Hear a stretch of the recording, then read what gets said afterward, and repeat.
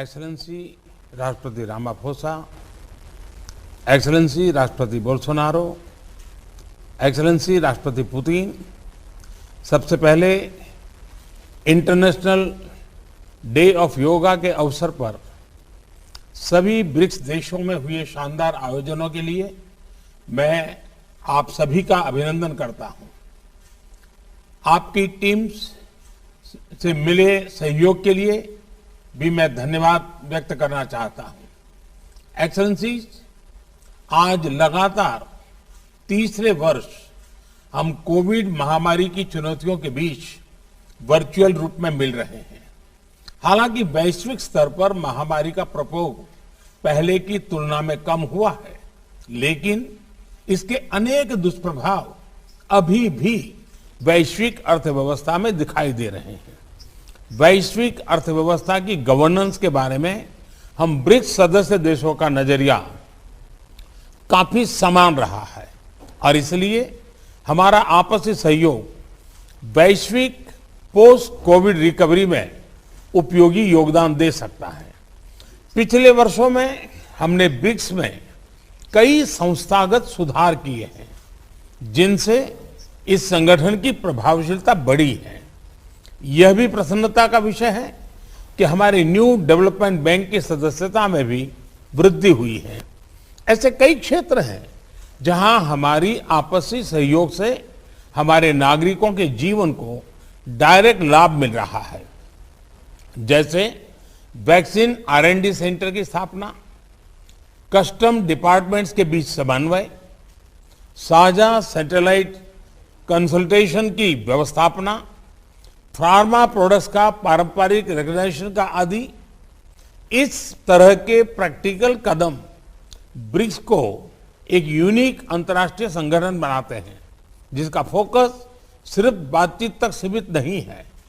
BRICS youth summits, BRICS sports और हमारे civil society organisations और थिंक टैंक्स के बीच संपर्क बढ़ाकर हमने अपना पीपल टू पीपल कांटेक्ट भी मजबूत किया है।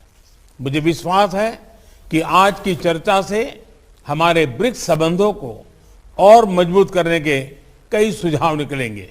एक्सेलेंसी राष्ट्रपति रामाफोसा, एक्सेलेंसी राष्ट्रपति बोल्सोनारो, एक्सेलेंसी राष्ट्रपति पुतिन, सबसे पहले इंटरनेशनल डे ऑफ योगा के अवसर पर सभी ब्रिक्स देशों में हुए शानदार आयोजनों के लिए मैं आप सभी का अभिनंदन करता हूं।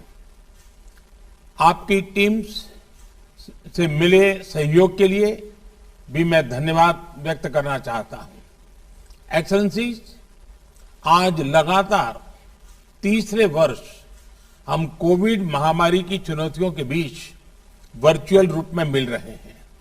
हालांकि वैश्विक स्तर पर महामारी का प्रकोप पहले की तुलना में कम हुआ है, लेकिन इसके अनेक दुष्प्रभाव अभी भी वैश्विक अर्थव्यवस्था में दिखाई दे रहे हैं।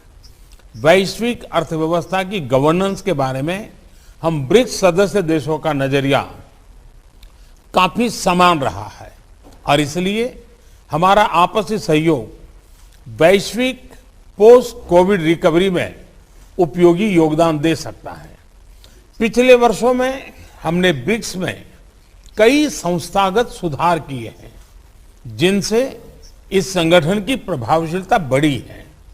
यह भी प्रसन्नता का विषय है कि हमारे न्यू डेवलपमेंट बैंक की सदस्यता में भी वृद्धि हुई है। ऐसे कई क्षेत्र हैं जहां हमारी आपसी सहयोग से हमारे नागरिकों के जीवन को डायरेक्ट लाभ मिल रहा है, जैसे वैक्सीन R&D सेंटर की स्थापना, कस्टम डिपार्टमेंट्स के बीच समन्वय, साझा सैटेलाइट कंसल्टेशन की व्यवस्थापना, फार्मा प्रोडक्ट्स का पारंपरिक रिकॉग्निशन का आदि।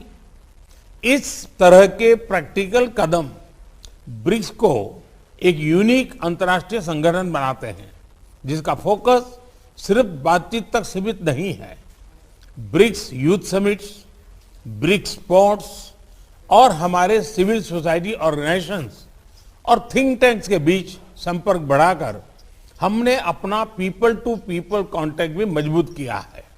मुझे विश्वास है कि आज की चर्चा से हमारे ब्रिक्स संबंधों को और मजबूत करने के कई सुझाव निकलेंगे। धन्यवाद।